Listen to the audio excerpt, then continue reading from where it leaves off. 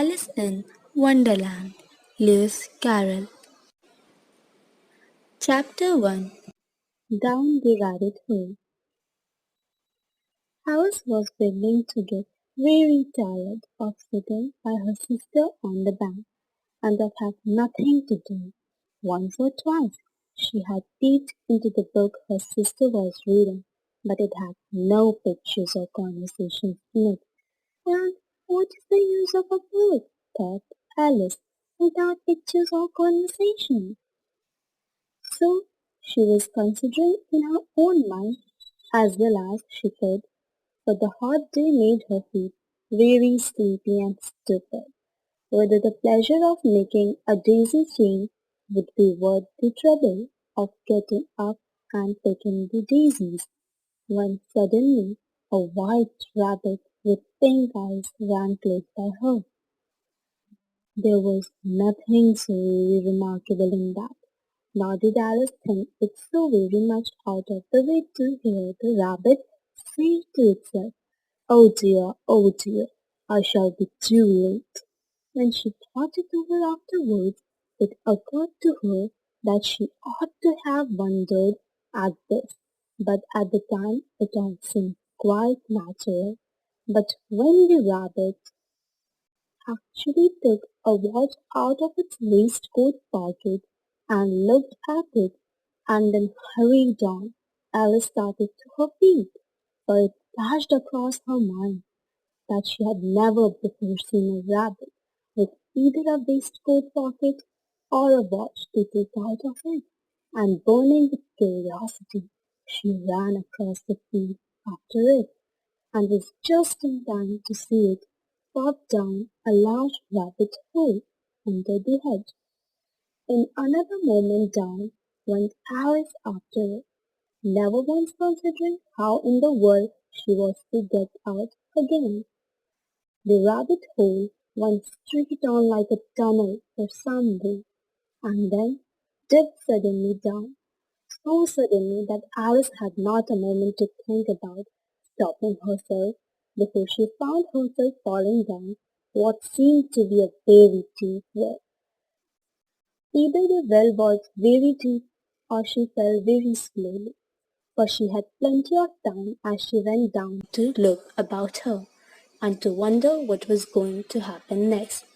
First, she tried to look down and make out what she was coming to, but it was too dark to see anything. Then she looked at the sides of the well and noticed that they were filled with cupboards and bookshelves. Here and there she saw maps and pictures hung upon pegs. She took down a jar from one of the shelves as she passed. It was labeled orange marmalade, but to her disappointment it was empty. She did not like to drop the jar for fear of killing somebody underneath, so managed to put it into one of the cupboards as she fell past it. Well, thought Alice to herself, after such a fall as this, I shall think nothing of tumbling downstairs.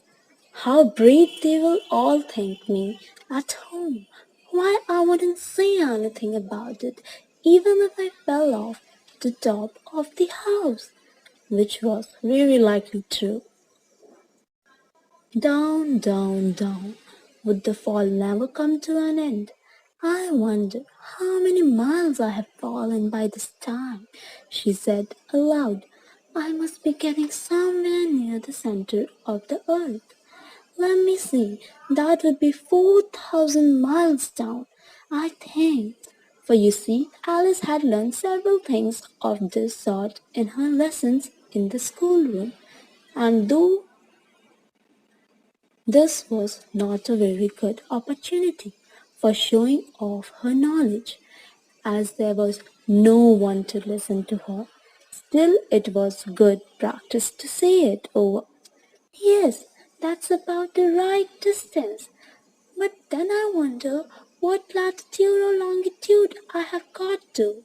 Alice had no idea what latitude was or longitude either, but thought they were nice, grand words to say. Presently she began again. I wonder if I shall fall right through the earth.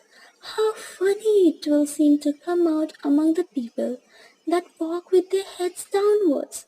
The antipathies, I think. She was rather glad there was no one listening, this time as it didn't sound at all the right word. But I shall have to ask them what the name of the country is. You know, please, ma'am, is this New Zealand or Australia? And she tried to curtsy as she spoke. Fancy curtsying as you are falling through the air. Do you think you could manage it? And what an ignorant little girl she will think me. No, it will never do to ask. Perhaps I shall see it written up somewhere. Down, down, down. There was nothing else to do. So Alice soon began talking again. Dina will miss me very much tonight. I should think. Dina was the cat. I hope they will remember her soccer of milk at tea time. Dina, my dear, I wish you were down here with me. There are no mice in the air. I'm afraid, but you might catch a bat, and that's very like a mouse, you know. But do cats eat bats, I wonder? And here Alice began to get rather sleepy, and went on saying to herself in a dreamy sort of way, do cats eat bats? Do cats eat bats? And sometimes, do bats eat cats? For you see, as she couldn't answer either question, it didn't much matter which way she put it. She felt that she was dozing off, and had just begun to dream that she was walking hand in hand with Dina, and saying to her very earnestly, now, Dina, tell me the truth. Did you ever eat a bat? When suddenly, thump, thump, down she came upon a heap of sticks and dry leaves, and the fall was over. Alice was not a bit hurt, and she jumped up onto her feet in a moment. She looked up, but it was all dark overhead. Before her was another long passage, and the white rabbit was still inside, hurrying down it. There was not a moment to be lost.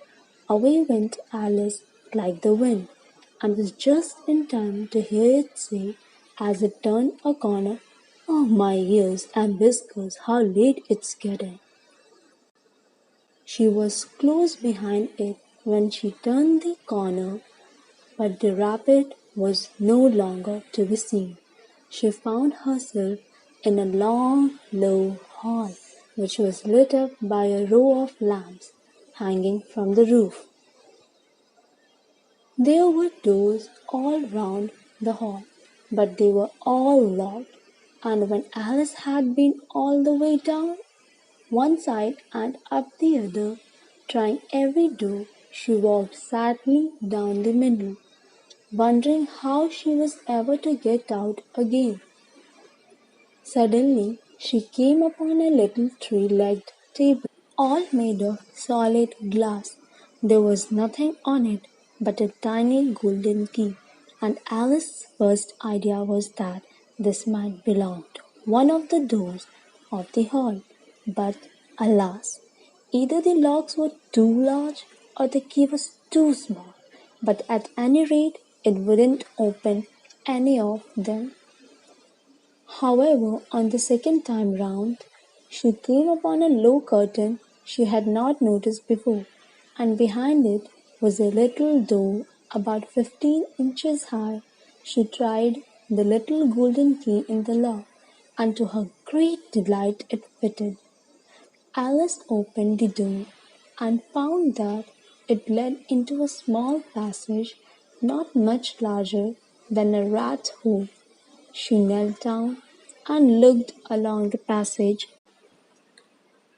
She knelt down and looked along the passage into the loveliest garden you ever saw.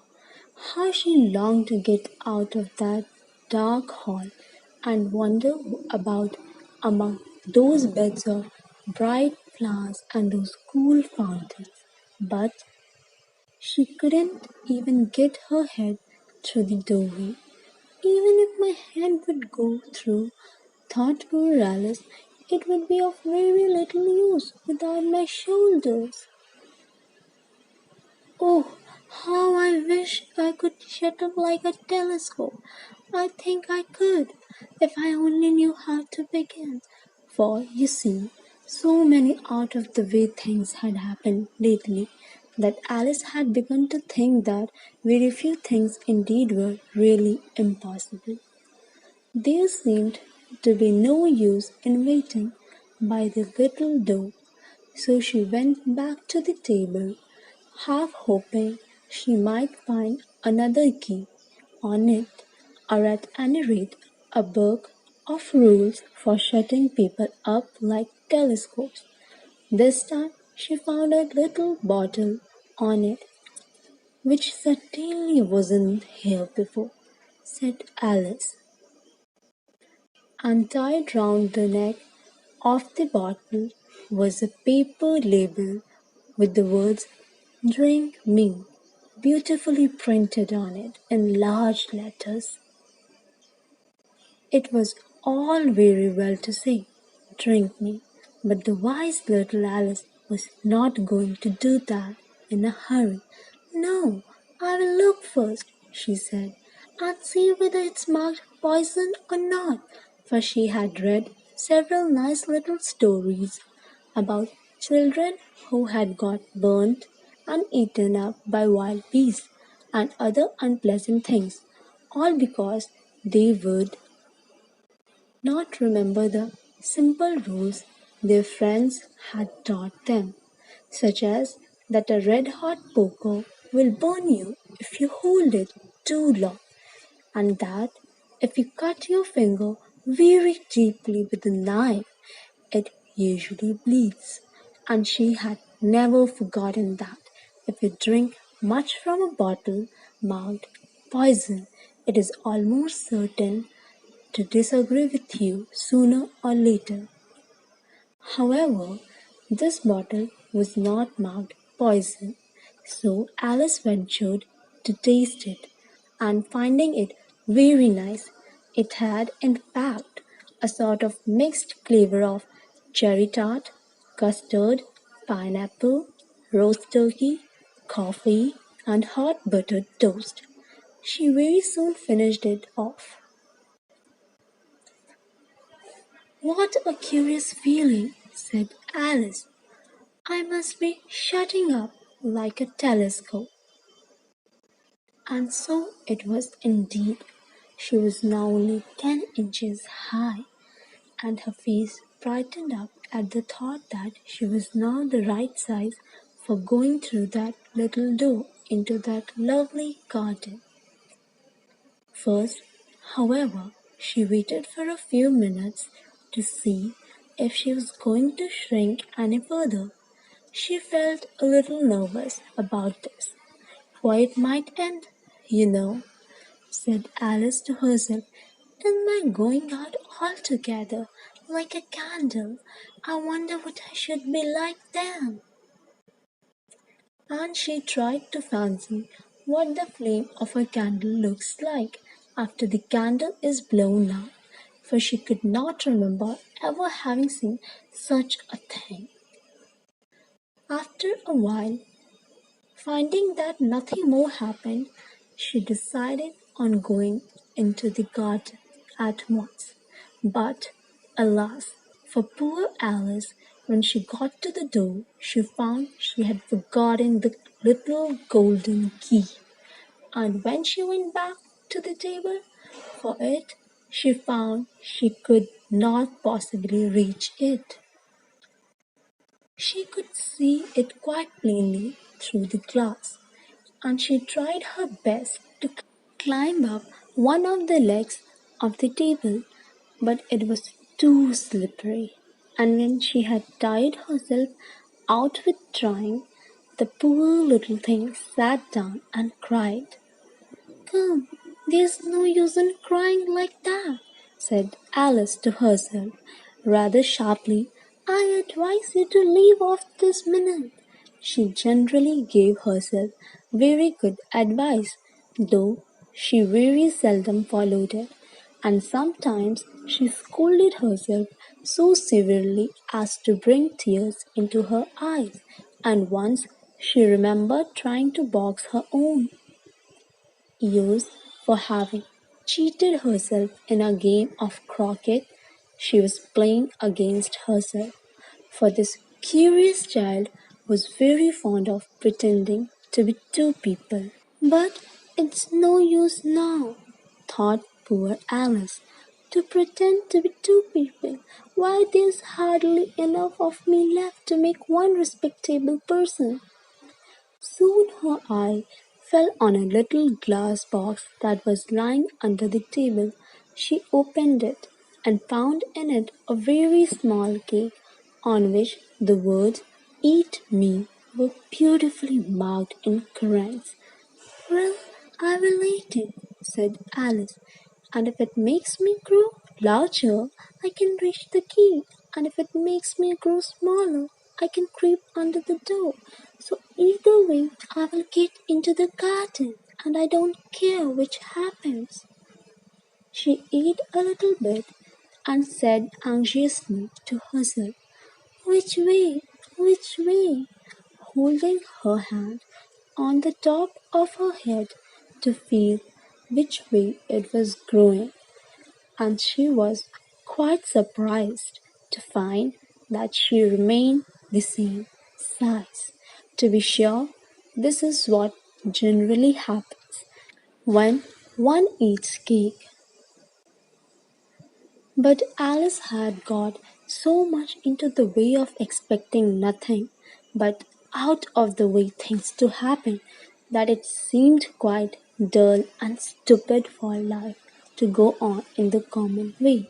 So she set to work and very soon finished off the cake.